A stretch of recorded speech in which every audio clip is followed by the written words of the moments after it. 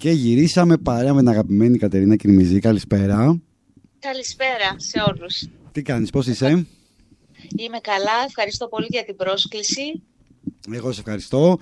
Και έχουμε αφορμή βέβαια που σε έχουμε κοντά μας. Έχουμε καινούριο άλμπουμ, ολοκλήρωση, τριλογία θα το πούμε έτσι, τους Κάκτους. Ναι. Έκανα ένα τέτοιο έπος στη ζωή μου.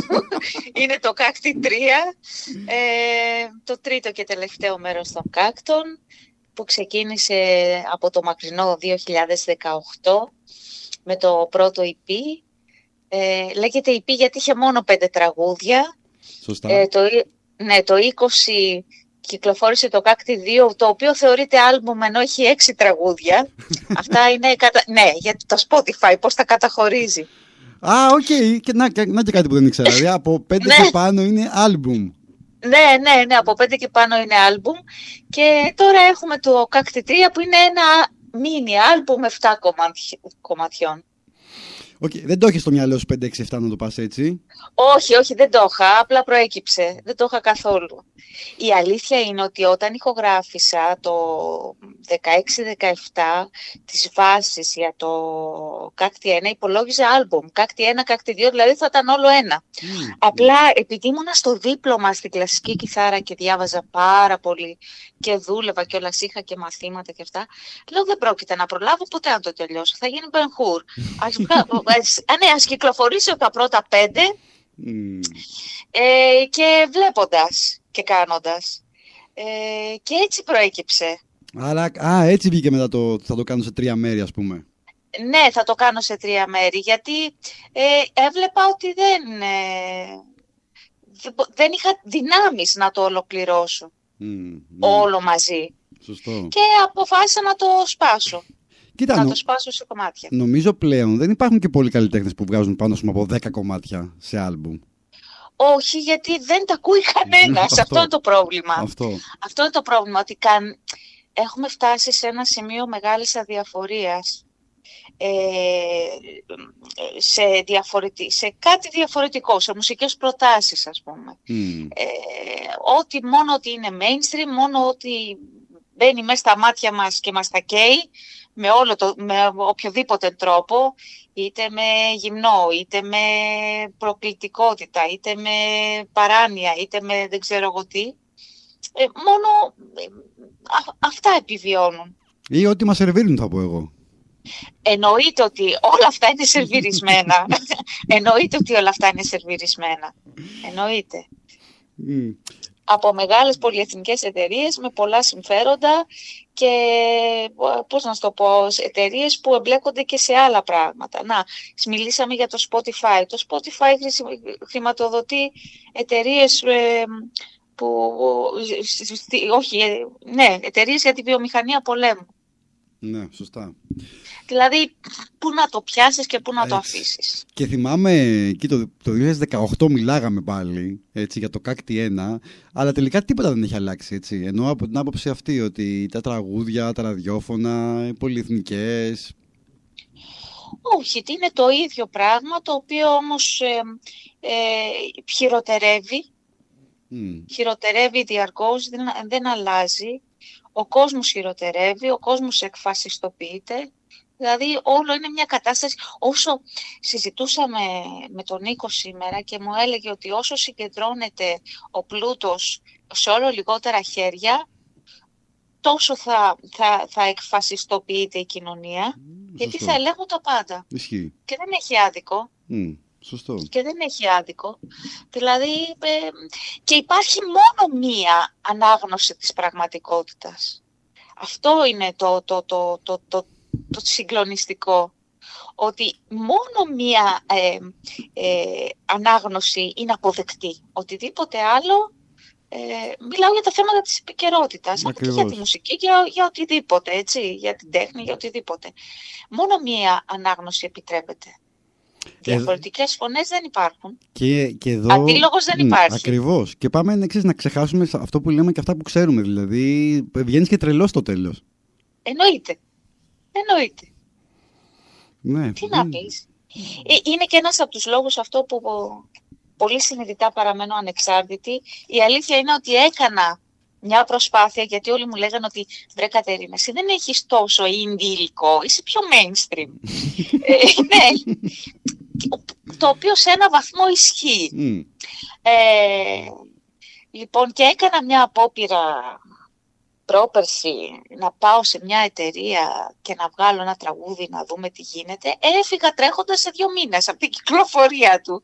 Δηλαδή δεν το άντεξα αυτό το πράγμα, δεν το άντεξα. Να είσαι, πώς θα σου το πω, γρανάζεις ένα μηχανισμό ο οποίος είναι βραδικίνητος, δεν τον ενδιαφέρει η μουσική, απλά τον ενδιαφέρει να έχει άλλο μια καταχώρηση στον κατάλογό του. Νομίζω ότι δεν ήταν πράγματα παλιά όταν έχεις ξεκινήσει. Δηλαδή, καμία σχέση οι τότε δισκογραφικές ή όπως ήταν τα πράγματα. Όχι. Και μάλιστα, επειδή ήμουνα στη Virgin, η Virgin ήταν μια πολύ οικογενειακή εταιρεία. Δηλαδή, ήταν ο Γιάννης ο Πετρίδης, ο Κώστας ο Ζουγρής και κάποιοι υπάλληλοι από κάτω. Αλλά ήταν η εταιρεία αυτή σε ένα σπίτι παλιό στην Αγία Παρασκευή. Σπίτι, όταν λέμε σπίτι, με κουζίνα, κανονικά. Ναι, και ήταν όλο πολύ πιο οικογενειακό και σπιτίσιο και αλλιώς. Και πάλι τότε αυτό μου έλεγε, θυμάμαι, ο Κώστας ο Ζουγρής, ότι δεν τους υπολογίζαν και τότε σαν οι μεγάλες, οι υπόλοιπες δισκογραφικές εταιρείες, η Μίνος, η EMI, η Universal κλπ. Γιατί θεωρούσαν λίγο δορυφόρο της όλης κατάστασης. Ναι, κατάλαβα. Και παλεύανε και αυτοί να επιβάλλουν κάποια πράγματα. Δηλαδή, αυτό θυμάμαι ότι μου έλεγε. Τώρα, αλήθεια, ψέματα, τι να σου πω, αυτό μου θυμάμαι ότι μου έλεγε. Ναι, γιατί πια έχουμε φτάσει σε ένα σημείο που δεν πιστεύουμε και τίποτα πια. Πραγματικά, δηλαδή, ή μάλλον λες δεν γίνονται αυτά. Έχουμε περάσει και σε αυτό το level τώρα. Ναι, και όμως γίνονται. Πάμε να συγκυρίσω λίγο. Λοιπόν, ακούσαμε, θέλω να πούμε για το Cacti 3, λοιπόν. Πριν τώρα που έχουμε μαζί μας, ακούσαμε το Methexis και το Generation X. Ναι. Θέλω να μας πεις λίγο για αυτά τα τραγούδια. Το Methexis μιλάει για τη χαρά του να ξεπερνάω τον εαυτό μου και να βρίσκομαι, να συναντιέμαι ψυχικά με τον άλλον. Είναι αυτό που λείπει. Αυτό που μας στέρισε από την καραντίνα και μετά στερηθήκαμε. Η συλλογική χαρά. Η συλλογική, επικοινωνία μέσω του χορού και της μουσικής. Γι' αυτό μιλάει. Ήταν αυτό που μου είχε λείψει και ήθελα πολύ να το εκφράσω. Το τραγούδι βέβαια είναι πολύ παλιό. Η μελωδία του, σκέψου, το κουπλέ είναι γραμμένο το 95-96, κάπου εκεί, δηλαδή επί εποχής κοντσέρτου. Ναι, απλά δεν είχα βρει το στίχο και το ρεφρέν που θα μου το ολοκλήρωνε. Μα αυτό ακριβώς σημαίνουν οι Cacti. Είναι όλα αυτά τα κομμάτια που με δυσκόλεψαν είτε να τα ολοκληρώσω, είτε γιατί με πόνεσαν πολύ. Ξέρεις, ήταν πολύ ψυχοφθόρα. Και γι' αυτό έχουν αυτό τον τίτλο. Και το Methexis είναι ένα από αυτά τα κομμάτια. Δηλαδή υπήρχε η μουσική, το κουπλέ από τότε, αλλά δεν ξαναέγραφα στιχάκια, ξαναέφτιαχνα ρεφρέν για να μπορέσω να το φτιάξω και να είναι έργο τέχνης και ξέρεις, να είναι κάτι ολοκληρωμένο. Σωστό. Ναι. Τώρα, όσο το Generation X είναι ένα πιο πρόσφατο τραγούδι. Το έγραψα μετά από συζητήσεις με φίλους στην ηλικία μας, έτσι, που είχαν γεννηθεί στα 70s. Ότι, ρε παιδί μου, η εποχή που ήταν εμείς να ανθίσουμε και να επαγγελματικά και να σταθούμε και να πάρουμε την σκητάλη, ας πούμε, στην αλλαγή της γενιάς, ξέρεις, από γενιά σε γενιά, στον επαγγελματικό στίβο. Ήρθε η κρίση, το 8. Σωστά. Ήρθε η κρίση. Μετά, πάνω που πήγαμε να ορθοποδήσουμε, ήρθε ο COVID με την καραντίνα και ξυπνήσαμε σε έναν κόσμο που πια είμαστε πολύ μεγάλοι. Και έχουν έρθει καινούργιες γενιές με περισσότερα προσόντα, πιο ορεξάτη, πιο πώς να σου το πω, πιο yes sir σε όλα. Και ξαφνικά εμείς είμαστε κάπως σε κοιτάνε, σε λένε boomer, ενώ δεν είσαι boomer. Κατάλαβες, δηλαδή έχεις ακόμα πολλή ζωή μπροστά σου και πολύ μυαλό και την εμπειρία συνδυασμένη με και τη σωματική δύναμη να κάνεις πράγματα, έτσι. Δηλαδή δεν μας έθαψαν ακόμα που λέω στο μέθεξης, έτσι. Αυτό, αλλά το συζητούσαμε ότι ρε παιδί μου ξαφνικά, και ειδικά στη μουσική, βγήκαμε off τη γενιά μας. Σωστό. Δηλαδή από τη γενιά μας ο μόνος που έχει σταθεί είναι ο Φίβος Δελιβοριάς. Ναι, ισχύει. Όλοι οι υπόλοιποι, ξέρεις, προσπαθούμε να επιβιώσουμε. Και μετά ήρθαν οι 40άριδες, οι 38άριδες, ξέρω εγώ που είναι τώρα. Ισχύει. Κατάλαβες. Αλλά είναι και αυτό που λέγαμε πριν, ότι δεν βοηθάει και το κύκλωμα, το σύστημα, να το πω. Κοίταξε, η όλη κατάσταση. Το κύκλωμα δεν θέλει ανθρώπους ανεξάρτητους και σκεπτόμενους, δηλαδή με ανεξαρτησία και δική τους σκέψη. Πώς να σου το πω, είναι δύσκολο και πόσο μάλλον είναι πιο δύσκολο για μια γυναίκα. Γιατί η γυναίκα πρέπει να δώσει γη και είδωρο, ας πούμε, για να σταθεί σε αυτό το χώρο. Κακά τα ψέματα. Και όταν δεν το κάνεις αυτό, πήγαινε κυρά μου σπίτι σου. Δηλαδή πολύ απλά στο λένε έτσι. Και ξέρεις τι, αυτό είναι το πρόβλημα, ότι οι προτάσεις, γιατί σε όλους είχαν αυτές οι προτάσεις, δεν είναι επειδή σε γουστάρουν ή οτιδήποτε, είναι απλά γιατί θέλουν να τους αποδείξεις ότι είσαι διαθέσιμη και ότι μπορείς να κάνεις τα πάντα για να ανέβεις. Είναι και θέμα ηθικής, πώς να σου το πω. Είναι και πόσο αντέχει ο οργανισμός σου κάποια πράγματα. Ή το ποσοστό της εγωπάθειάς σου, της ματαιοδοξίας σου, ας πούμε, της καλλιτεχνικής, με το τι αντέχει ο ηθικός σου πυρήνας. Τι ποσοστό είναι, τι ποσόστος υπάρχει μέσα σου. Όπως και να έχει, ο καλλιτέχνης είναι ο μεγάλος χαμένος. Νομίζω γενικά. Δηλαδή... Είτε ενδώσει στο σύστημα, είτε δεν ενδώσει. Και θα το εξηγήσω αυτό. Όταν ενδίδεις στο σύστημα, απλά είσαι υπάλληλος μια δισκογραφικής εταιρείας, λέει αυτά που σου προτείνουν, έχεις πολύ μικρό περιθώριο να είσαι ο εαυτός σου. Και συνεργασίες με αυτούς που σου προτείνουν, φαντάζομαι. Ναι, τα πάντα όλα.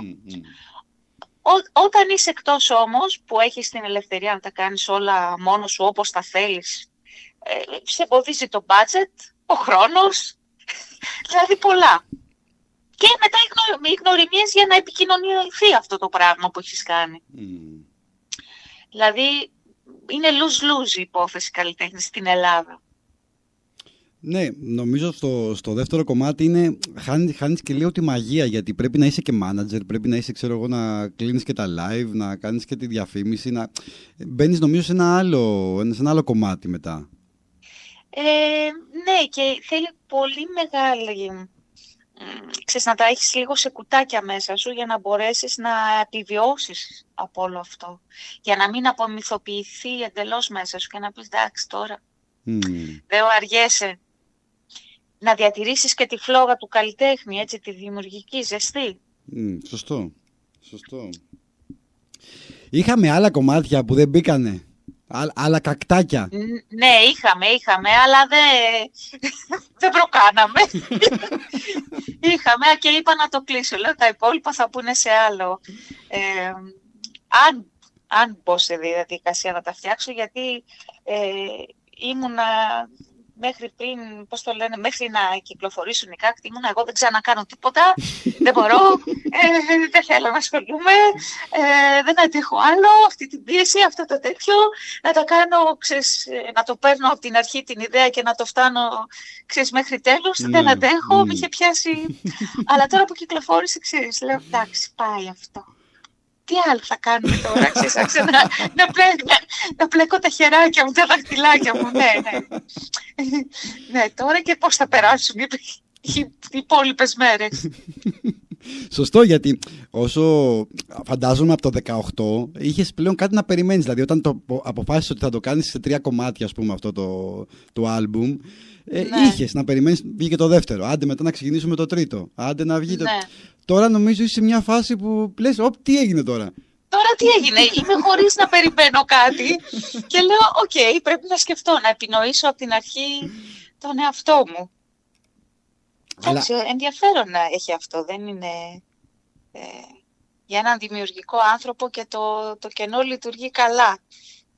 Εγώ είμαι σίγουρος εδώ καλά να είμαστε, εδώ θα είμαστε, να δούμε μετά τι άλλο θα μας ετοιμάσει για τη συνέχεια. Ναι, ναι. Τώρα, τι έχουμε, θα έχουμε κάποια, έχεις στο μυαλό σου κάτι για live? Έχουμε ένα live, Μπράβο, για πάμε. ένα live στις 15 Μαρτίου στο Tiki Bar Athens. Ωραία. Θα παίξουμε εγώ και ο Νίκος Γρηγοριάδης με 2 κιθάρες. Ναι. Και θα παρουσιάσουμε και τα καινούργια τραγούδια σε ακουστική version βέβαια. Αλλά αυτό, και προετοιμαζόμαστε για αυτό. Έχουμε κάτι να περιμένουμε. 15 Μαρτίου, Κυριακή να πούμε. Κυριακή, ναι. Και είναι Κυριακή. Ωραία. Και ναι, εντάξει, δεν σε ρωτώ για κάτι άλλο για μετά, να βγουν αυτά, να τα παρουσιάσουμε. Να φτάσουμε εκεί, να επικοινωνηθούν οι κάκτοι, να πάρουν λίγο το δρόμο τους, να το ακούσουν όσοι πρέπει να το ακούσουν, όσοι το χρειάζονται. Γιατί αυτό είναι. Εμείς γι' αυτό κάνουμε τη μουσική. Φεύγουν από εμάς και θέλουμε να πάνε στα αυτά τα αυτιά που πραγματικά χρειάζονται αυτά τα τραγούδια. Πάντως δεν είναι περίεργο παλιά που δεν είχαμε τα YouTube, δεν είχαμε τα social, δεν ήταν τόσο εύκολη πρόσβαση στη μουσική που ψάχναμε να ακούσουμε, και τώρα που τα έχουμε όλα έτοιμα δεν ψάχνουμε τίποτα? Ακριβώς, γιατί λειτουργούσε η λαχτάρα. Δεν έβρισκες τίποτα, έπρεπε να ψάξεις να το βρεις. Μόνο ότι μαθαίνεις, αγαπάς, και ότι αγαπάς μαθαίνεις, έτσι γίνεται. Τώρα που σου προσφέρονται όλα, λες, εντάξει, ανά πάσα στιγμή είναι εκεί, μπορώ να το ακούσω. Και δεν θα το ακούσεις ποτέ. Δεν θα το ακούσεις ποτέ. Πρέπει να συμβούν 2-3 πράγματα συνδυαστικά για να μπεις στο τέλος να πατήσεις αυτό το play. Αυτό είναι το πρόβλημα. Και υπάρχει και υπερπληροφόρηση. Αυτό είναι η αλήθεια. Σωστά. Είναι πολύ πιο υπάρχει υπερπληροφόρηση, υπάρχει το χάος του διαδικτύου. Πρώτα η πληροφορία έβγαινε από ένα κέντρο, η μουσική, έτσι, από τη δισκογραφική εταιρεία. Σωστά. Πήγαινε στα ραδιόφωνα και από εκεί πήγαινε στον κόσμο. Υπήρχε μια σειρά, τέλος πάντων, μια πυραμίδα. Τώρα, άμα δεις το σχέδιο, το πώς διαχέεται η πληροφορία, είναι ένα χαοτικό πράγμα στο δίκτυο. Και υπάρχουν, φούσκες. Νομίζεις ότι, ξέρω εγώ, το έχουν μάθει πολλοί, απλά ζεις στη φούσκα. Οι δικοί σου φίλοι και ακόλουθοι απλά το ξέρουν και όλος ο υπόλοιπος κόσμος το αγνοεί. Σωστό και αυτό, ναι, σωστό. Ναι. Είσαι αγνοή, ας πούμε. Δηλαδή δεν ξέρουν καν ότι κάνεις μουσική ή ότι εσύ κάνεις ραδιόφωνο, γιατί ζούμε σε φούσκες προστατευμένες μέσα στα social. Ναι, μπορεί να νομίζεις ότι έχεις κάνει κάτι και να μην το γνωρίζουν την ύπαρξή σου, ας πούμε, οι περισσότεροι. Αυτό. Δηλαδή, είναι περίεργες εποχές, περίεργες. Πραγματικά είναι. Έχει ενδιαφέρον όμως που ζούμε σε αυτή την εποχή, αν το δεις λίγο ψυχρά και αποστασιοποιημένα. Έχει πραγματικά ενδιαφέρον, γιατί είναι τόσο ραγδαίες οι εξελίξεις, και οι τεχνολογικές και γενικά οι παγκόσμιες, τα γεγονότα, τα πολιτικά, τα οικονομικά. Αυτό εγώ θα πω είναι μια περιπέτεια κάθε μέρα που ξυπνάς. Ναι. Δηλαδή είναι, πώς το λένε, Camel Trophy. Camel Trophy, Indiana Jones. Ναι, είναι ξυπνάς και δεν ξέρεις μέχρι το βράδυ τι θα γίνει, ας πούμε. Θα γίνει, ναι, δηλαδή δεν μπορείς να προγραμματίσεις τίποτα. Ναι, είναι, τι να πω. Και αυτή ακριβώς η ανασφάλεια θεωρώ ότι μας πρόχνει πολύ κόσμο στην άκρα δεξιά. Ναι. Αυτή ακριβώς η ανασφάλεια. Να πιαστείς από κάτι που είναι ήδη γνωστό, που ξέρεις. Το ίδιο συμβαίνει και με τη μουσική, και παίζουν στα ίδια και τα ίδια στο παλιό ρεπερτόριο, ας πούμε, στη συγκεκριμένη ραδιοφωνική σταθμή. Ίσως είναι από αυτή την ανάγκη, ότι να πιαστώ από αυτό που ξέρω και κάποτε με συγκίνησε.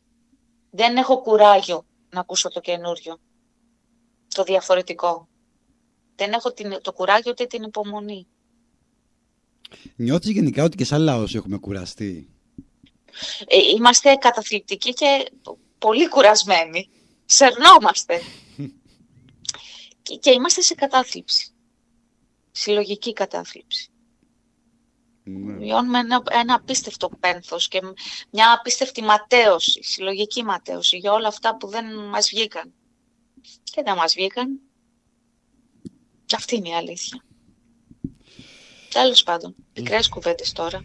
Πολύ πολιτικοποιημένη συζήτηση για καλλιτέχνητα. Πάμε να μου πεις το «Δεν σ' αντέχω», ποιο να μου πεις? Πες μου για κι άλλο κομμάτι του δίσκου. Μπορούμε να βάλουμε το «Δεν σ' αντέχω», αλλά εγώ θα ήθελα να ακούσουμε «Τα τραγούδια γίνονται άστρα». Βεβαίως. Που είναι έτσι, λέει, έχει μια νότα αισιοδοξίας. Και λέει πάλι και αυτό, μιλάει ότι ξέρεις, τελειώσαν κάποια πράγματα, αλλά τίποτα δεν πάει χαμένο, γιατί τελικά όλα γίνονται άστρα. Ωραία, ωραία. Ωραία, οπότε θα σε αφήσουμε με αυτό και να σε ευχαριστήσουμε που σε είχαμε έτσι κοντά μας. Εγώ σας ευχαριστώ που ακούσατε την Κυρμιζή να έχει φάει γλιστρίδα και να λέει τα πάντα όλα. Να λέει τα πάντα όλα, αλλά ξέρω ότι είναι πολύ φιλόξενο. Είσαι πολύ φιλόξενος εσύ, οπότε γι' αυτό είχα το περιθώριο να μιλήσω ελεύθερα και σε ευχαριστώ. Εννοείται. Και εδώ είμαστε πάλι, έτσι, σίγουρα θα τα ξαναπούμε σύντομα. Ωραία, ωραία. Σε ευχαριστώ πάρα πολύ. Λοιπόν, να είσαι καλά. Και ευχαριστώ τους ακροατές. Τέλεια. Καλό βράδυ. Καλό βράδυ. Γεια χαρά.